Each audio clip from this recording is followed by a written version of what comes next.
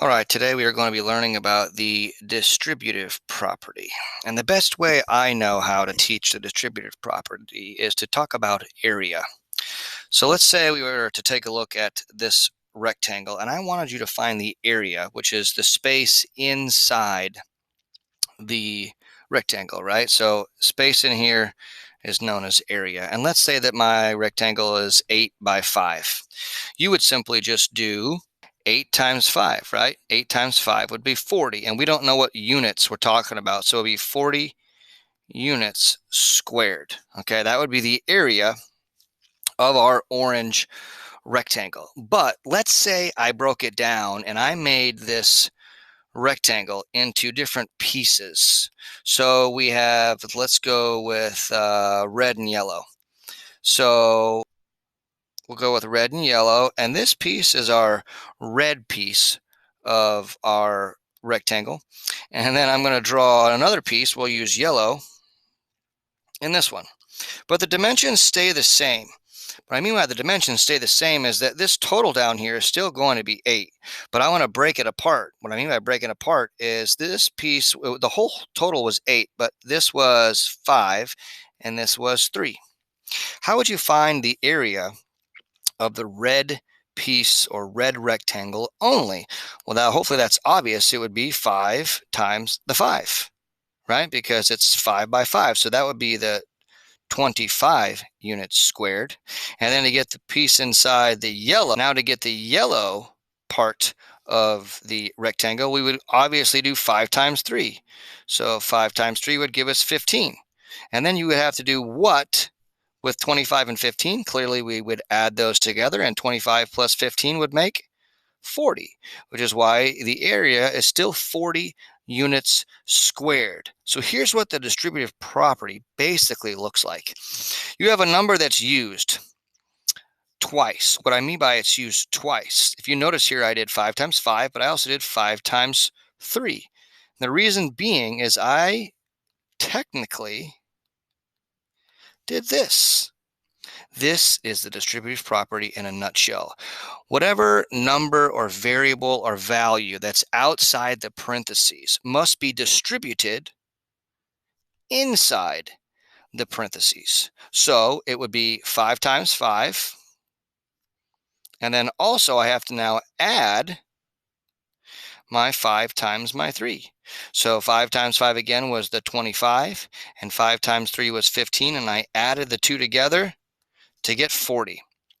That's what the distributive property looks like given a model or illustration. Now let's look at some more problems. Okay, so this is kind of the definition, if you will. So the distributive property, to use this in words, it's to multiply a sum or difference by a number.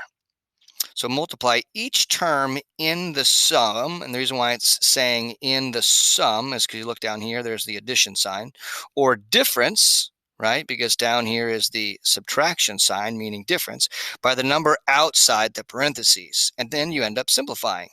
So with our first example that I'm going to be highlighting in blue, that says to do 3 times 7. That's the 3 times the 7, but then it says to do 3 times the 2. And there's the 3 times the 2. And those clearly simplify. So 3 times 7 is 21. And 3 times 2 is 6. And you would add those together because we're dealing with sums. So this would be 27. Same problem, but this time with subtraction.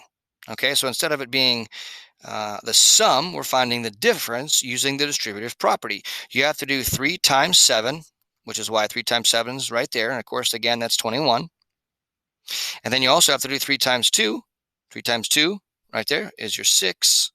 And then we have to subtract or find the difference because it's a subtraction sign. So 21 minus 6, this time would simplify to 15. Now, the reason why you do it that way is because if you're stuck with the algebraic version, you actually can't do the numbers. I have to show you what it would look like. A times B, that's AB squished together. A times C, well, that's AC squished together. And then, of course, I bring over the addition sign because we're trying to find the sum. And then for the one below it, again, same thing, A times B, AB. And then A times C, which I know looks funny, you squish A and C together, but since we're dealing with subtraction, you simply bring over the subtraction operation symbol. Okay, so I know that still looks goofy.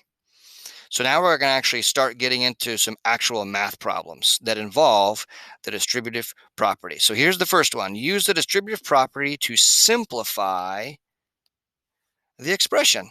So everything on the outside of the parentheses must be distributed or multiplied by the things inside the parentheses. So 3 times D is 3D, because 3D means 3 times D. You just squish them together. And then we have to do 3 times 11. Well, 3 times 11, that's 33. And then I'm going to bring down my subtraction symbol. And believe it or not, that right there is the answer. 3D minus 33. On into another one, a little bit more complicated, just a little bit extra this time. So again, we're still going to use the distributive property to simplify the expression. So again, everything on the outside of the parentheses needs to be distributed. So that right there, I'll go a little slower this time. That means 7 times 2. And then I'm going to bring down my addition sign. And then we have to do 7 times 6. 7 times 6. Then I'm going to bring down my subtraction sign. And now I have to distribute 7 times 4D. That means 7 times 4D. Now just simplify all these. Keep in mind, you got to follow the order of operations, otherwise known as PEMDAS. You should always follow that. So in this case, we got to do all our multiplication parts first. So we would start with 7 times 2. Well, that's 14. 7 times 6. Well, that's 42. And then 7 times 4D. I'm going to draw what this looks like off to the side. 7 times 4D means you have 4D written out 7 times. 1, 2, 3, 4, 5, 6, and 7. That right there is 4D written out 7 times. And to break this down even farther, what in the world is 4D? Well, that means 1, 2, 3, 4D. 4D means you have 4Ds. So I know this looks weird, but in the end, if you had to do 7 times 4D, what would that simplify to? 28D. Because all I'm doing is 7 times 4, which is 28, and putting the D next to it, because 28 times D is 28D. Then we bring down our addition sign and our subtraction sign, and then we're going to put stuff together that we can. We're going to what's called combine like terms. I'm now going to combine like terms. Combining like terms are things that you can put together because it makes sense to put them together. Like an apple and an apple, it's 2 apples. But if I give you an apple and a banana, you can't put those together. You could say 2 pieces of fruit. That would work. So in this case, I'm looking at 14 and 42. Well, I can add those. That's 56. So I combine those, but I cannot combine my 28D with the 56 because they're not like terms. So this is the simplified version of the original algebraic expression. All right, on to the next one. Again, simplify the expression. All right, so 3 times B, 3B. Bring down my addition sign. 3 times 5, 15. And then I still have plus B plus 2. Now I'm going to highlight stuff that's like terms. So there's 3 B's and there's another B. Well, if you had 3 B's and another B, how many B's would you have? I'm hoping when I say you have 3 B's, this is what you're picturing. This right here is the same thing as 3B. But then we have another one because it says plus B. We got to put another one in there. So I'm going to add another one, right? Plus another B. Well, how many B's do you see? That's 4. So 3B and B, we're combining those to make 4B. And then we're going to now combine our numbers, or just our constants, if you will. 15 and 2. Well, what's 15 and 2? That's 17. So now you have 4b plus 17, and you cannot combine those, because if I drew 4b's and I put 17, you can't put them together.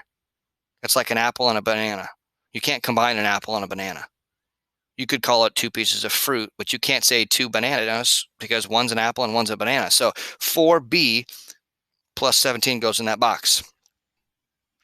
Okay, I hope this was helpful. That was using the distributive property to simplify expressions.